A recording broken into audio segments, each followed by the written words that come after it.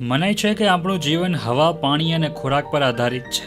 અંશતઃ આપણે પ્રકૃતિના આધારે જ જીવીએ છીએ. ભારતમાં તો સદીઓથી પ્રકૃતિના પરોપકારને વધાવવા પ્રકૃતિની પૂજા થતી આવી છે. આજે 5 જૂન વિશ્વ પર્યાવરણ દિવસ. સમગ્ર વિશ્વ આજે પર્યાવરણ દિવસની ઉજવણી કરી રહ્યું છે.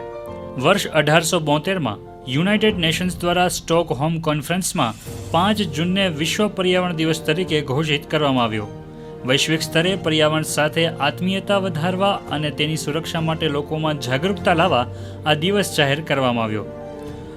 1987માં વિશ્વ પર્યાવરણ દિવસની ઉજવણી જુદા જુદા દેશોના યજમાન પદ હેઠળ નક્કી કરવામાં આવી, જે અંતર્ગત 2018માં 45માં વિશ્વ પર્યાવરણ દિવસની ઉજવણીનું યજમાન ભારત રહી ચૂક્યું છે.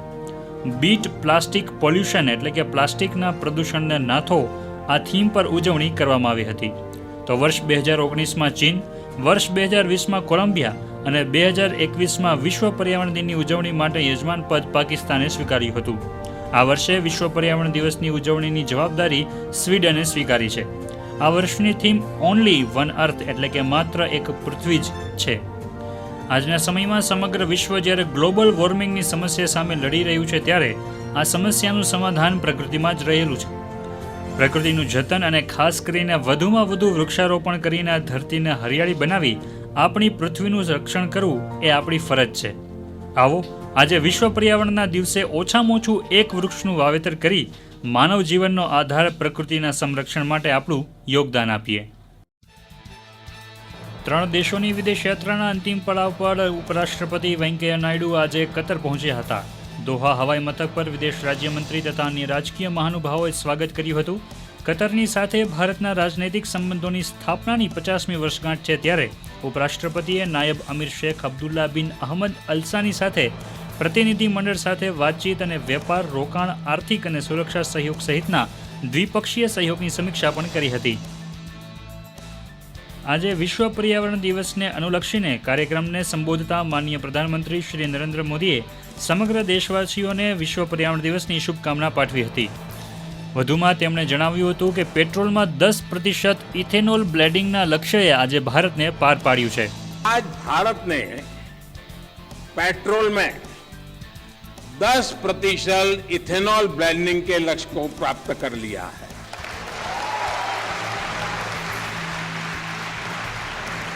आपको ये जानकर भी गर्व की अनुभूति होगी कि भारत इस लक्ष्य पर तय समय से 5 महीने पहले पहुंच गया है.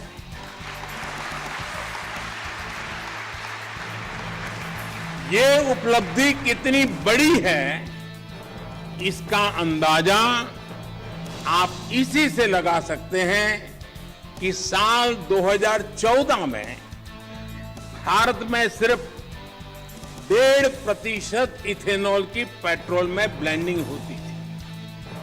વિશ્વ પર્યાવરણ દિવસને અનુલક્ષી કાર્યક્રમમાં પ્રધાનમંત્રી નરેન્દ્ર મોદીએ મિટ્ટી બચાવો કાર્યક્રમને સંબોધિત કર્યું હતું. મિટ્ટી બચાવો અનુલક્ષીને દેશની કૃષિ નીતિમાં મોટો બદલાવ કરવામાં આવ્યો છે. આ કાર્યક્રમમાં મિટ્ટી બચાવો અભિયાન કરતા સદગુરુ જગ્ગી વાસુદેવ પણ ઉપસ્થિત રહ્યા હતા. मिट्टी को बचाने के लिए हमने 5 प्रमुख बातों पर फोकस किया है.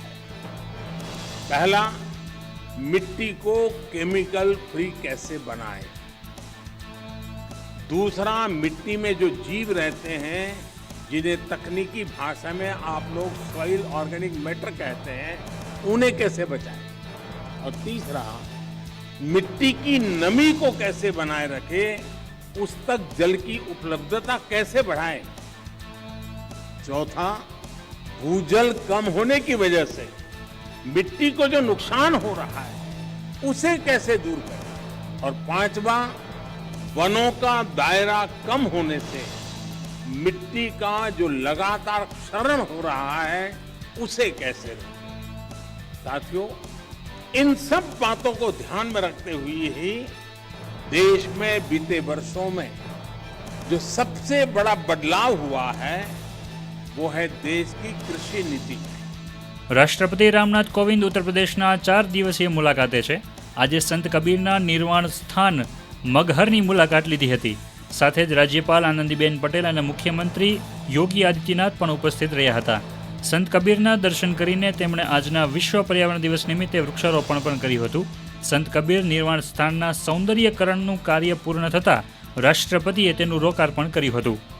यहाँ जिस महान संत का स्मरण कर रहे हैं वे यद्यपि पुस्तकीय ज्ञान से वंचित रहे, फिर भी उन्होंने साधु संगति से अनुभव सिद्ध ज्ञान प्राप्त किया. उस ज्ञान को उन्होंने पहले स्वयं जांचा परखा, आत्मसात किया और तब लोगों के सामने प्रकट किया. इसीलिए आज लगभग 650 वर्ष गुजर जाने के बाद भी उनकी शिक्षाएं जनसाधारण से लेकर बुद्धिजीवी वर्ग में एक समान लोकप्रिय हैं. ગાંધીનગરના મહાત્મા મંદિર ખાતે આજે પ્રધાનમંત્રી યશસ્વી યોજના કાર્યક્રમનો શુભારંભ કરાયો હતો. કેન્દ્રીય સામાજિક ન્યાય અને અધિકારિતા મંત્રી ડોક્ટર વિરેન્દ્ર કુમાર તેમજ મુખ્યમંત્રી ભૂપેન્દ્ર પટેલની વિશેષ ઉપસ્થિતિ રહી હતી. આઝાદી કા અમૃત મહોત્સવ ઉજવણીના ભાગરૂપે ભારત સરકારના સામાજિક ન્યાય અને અધિકારિતા મંત્રાલય દ્વારા અન્ય પછાત વર્ગોને તેજસ્વી વિદ્યાર્થીઓ માટે વિવિધ શિષ્યવૃત્તિઓ માટે પ્રધાનમંત્રી યશસ્વી યોજનાનો શુભારંભ કરવામાં આવ્યો હતો. આદરણીય વડાપ્રધાનશ્રીએ યુવા શક્તિને આત્મનિર્ભર ભારતનો મજબૂત આધાર બનાવવાનો સંકલ્પ કર્યો છે અને વડાપ્રધાન શ્રી મોદીએ દેશના બાળકો વિદ્યાર્થીઓને શિક્ષણ સહાયની વિવિધ યોજનાઓનો લાભ એક જ અમ્બ્રેલા સ્કીમ હેઠળ આપવા પીએમ યશસ્વી યોજનાની આજે આપણને ભેટ આપી. સમાજના વંચિત પછાત વર્ગના વિદ્યાર્થીઓ, આર્થિક રીતે પછાત વર્ગ અને ડિનોટિફાઈડ જનજાતિના બાળકો વિદ્યાર્થીઓને આ યોજનાનો લાભ આપવામાં આવશે. આ નવી યોજનાથી વિદ્યાર્થીઓને એક છત્ર હેઠળ શિક્ષણ સહાયની તમામ યોજનાનો લાભ મળતો થશે. દેશભરમાં મૂળભૂત અભ્યાસક્રમ અને શિક્ષણના ધોરણો જાળવવામાં મહત્વની મદદ આ વિદ્યાર્થીઓને મળશે. રાજ્યમાં આજે વિશ્વ પર્યાવરણ દિવસના ઉપલક્ષ્યમાં વિજાપુર નજીક તિરુપતિ ઋષિવન ખાતે 10 લાખથી વધુ વૃક્ષો ધરાવતા માનવ નિર્મિત વનની મુલાકાત મુખ્યમંત્રી ભૂપેન્દ્ર પટેલ અને આરોગ્ય મંત્રી ઋષિકેશ પટેલે લીધી હતી. તેઓએ વૃક્ષારોપણ કરી રક્તદાન શિબિરનો પ્રારંભ કરી બહેનોને ધાબળા આપી સન્માન કર્યું હતું. મુખ્યમંત્રીએ રાષ્ટ્રીય સ્તરે પ્રકૃતિના જતન માટે કાર્યરત ગ્રીન ગ્લોબલ બ્રિગેડ નામની સંસ્થાને તેમના ઉમદા કાર્ય માટે શુભેચ્છાઓ પાઠવી હતી. કુદરતી પ્રકોપના કારણે જુદી જુદી ઋતુઓ પણ આજે બદલાતી જતી હોય, તે ઋતુઓમાં પણ આપણે નાની મોટી હેરાનગતિ ઊભી થતી હોય. આપણી પાસે તો વિઝનરી લીડર છે અત્યારે નરેન્દ્રભાઈ, એટલે આપણું નસીબ સારું છે કે કદાચ જે મોટી હાનિ થતી હોય તો એ હાનિમાંથી આપણે બચી શકીએ છીએ, કારણ કે નરેન્દ્રભાઈનું વિઝન છે અને એન્વાયરમેન્ટ માટે, પર્યાવરણ માટે એમણે ખૂબ સારા પ્રયોગો શરૂ કરી દીધા કે ભાઈ આજે જે ગ્લોબલી હેરાનગતિ ક્યાંક ને ક્યાંક ઊભી થઈ રહી છે એમાંથી જો બહાર નીકળવું હશે તો આપણે પાછા પ્રાકૃતિક તરફ પાછા વળવું જ પડશે. મનમાં ભાવના છે કે એક વૃક્ષ વાવી અને એને બચાવી અને જાળવી અને મોટું કરીએ. આજે કરોડો વૃક્ષો એ લોકો વાવી ચૂક્યા છે અને તિરુપતિ ઋષિવનમાં પણ આપ જોશો તો પ્રત્યેક જગ્યાએ ક્યાંય વૃક્ષ વગરની બાકી નહીં હોય એ પ્રકારનું આ નેચરલ અને ઓક્સિજન પાર્ક બન્યું છે. દરેક જગ્યાએ વૃક્ષ વવાય એ રીતની વાત આજે આ 5મી જૂન પર્યાવરણના દિવસે થયેલી છે. 1100 ગંગા સ્વરૂપ બહેનો, 1100 રક્તદાન અને 11,000 અમારા ગ્રીન કમ્બાઉન્ડોના હાજરીમાં અમે પદ્મભૂષણ સ્વામી સચ્ચિદાનંદજીનું જે અમારા આ સંસ્થાના સ્થાપક છે અને એમને આ સન્માન કરવા માટે અમે આ આખો પ્રોગ્રામ રાખેલો હતો. સીએમ સાહેબ આવ્યા, ઋષિભાઈ આવ્યા અને અમને ઘણું બધું પ્રોત્સાહન મળ્યું. તે બદલ અમે સીએમ સાહેબનો, વન વિભાગનો, સરકારનો ખૂબ ખૂબ આભાર માનીએ છીએ. સરખેજ ગાંધીનગર હાઈવે પર સ્થિત આંતરરાષ્ટ્રીય સંસ્થા એસજીવીપી ગુરુકુલમાં refrigeration and air conditioning service sector society તથા એસજીવીપી હોલિસ્ટિક હોસ્પિટલના સંયુક્ત ઉપક્રમે પર્યાવરણની જાળવણીની સાથે સાથે લોકોના સ્વાસ્થ્યનું પણ રક્ષણ થાય તે માટે આયુર્વેદિક છોડનું વૃક્ષારોપણ કરાયું હતું. આ વૃક્ષારોપણ મહંત પૂજ્ય બાલકૃષ્ણદાસજી સ્વામીના હસ્તે કરાયું હતું. જંગલોના જંગલો કપાય છે, જેને કારણે તમે બધાએ સર્વે કર્યું છે. છેલ્લા ઘણા વર્ષોથી વરસાદ પણ ઓછો થવા મળ્યો છે, એટલે વરસાદ અને વૃક્ષોને સીધો સંબંધ રહેલો છે. વૃક્ષો વરસાદ હશે તો જળ છે એ માણસનું જીવન છે અને એના માટે વધારેમાં વધારે આ ગુજરાતમાં અને દેશમાં વૃક્ષો વવાય. નગોડ છે બધા સાંધાના દુખાવામાં ખૂબ ઉપયોગી છે અને જ્યારે પણ આપણે ચિકનગુનિયા થાય છે એ તાવ સાથે સાંધાના દુખાવાઓ એમાં હોય છે તો એમાં એ પાંદડાઓનો ઉકાળો બનાવી જો રોજ પીવામાં આવે તો ચિકનગુનિયાના ગમે તેવા દુખાવા હોય તો પણ એમાં રાહત થઈ જતી હોય છે.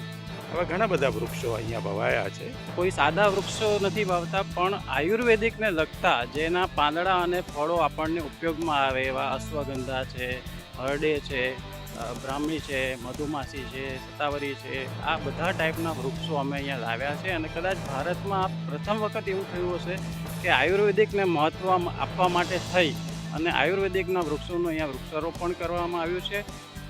મહર્ષિ દયાનંદ સરસ્વતીના જન્મસ્થળ ટંકારામાં ભવ્ય અને અત્યાધુનિક ઋષિ સ્મૃતિ સ્થળ આકાર લેશે. રાજ્યપાલ આચાર્ય દેવવ્રતે આ સ્થળનું ભૂમિપૂજન કરતા જણાવ્યું હતું કે નવનિર્મિત આ સ્મારક મહર્ષિ દયાનંદ સરસ્વતીના વિચારો દ્વારા સમાજ ક્રાંતિનું શ્રદ્ધા કેન્દ્ર બનશે. आदरणीय मुख्यमंत्री जी ने 15 एकड़ जमीन टंकारा स्मारक निर्माण के लिए प्रदान की है तो इसमें आने वाले 2024 तक भव्य स्मारक का निर्माण होगा जिससे पूरा देश और विश्व उनके अनुयायी यहाँ से प्रेरणा लें, आने वाली देश की पीढ़ियाँ उनसे प्रेरणा ले सकें. उसी के निमित्त आज इस धरती का भूमि पूजन हुआ है. ખેલો ઇન્ડિયા યુથ ગેમ્સના બીજા દિવસ અંતર્ગત પ્રતિયોગિતાનું પહેલું સુવર્ણ પદક મહારાષ્ટ્રની કાજોલ સરગરને પ્રાપ્ત થયું છે. ભારોત્તોલનમાં સ્નેચમાં 50 કિલોગ્રામ અને ક્લીન એન્ડ જર્કમાં 63 કિલોગ્રામ વજન ઉચકતા કુલ 113 કિલો ભારોત્તોલન કરતા સુવર્ણ પદક પ્રાપ્ત થયું હતું. તો મહિલા કબડ્ડીમાં પંજાબને મહાત આપીને રાજસ્થાને પ્રથમ મુકાબલો 31-23થી જીતી લીધો હતો.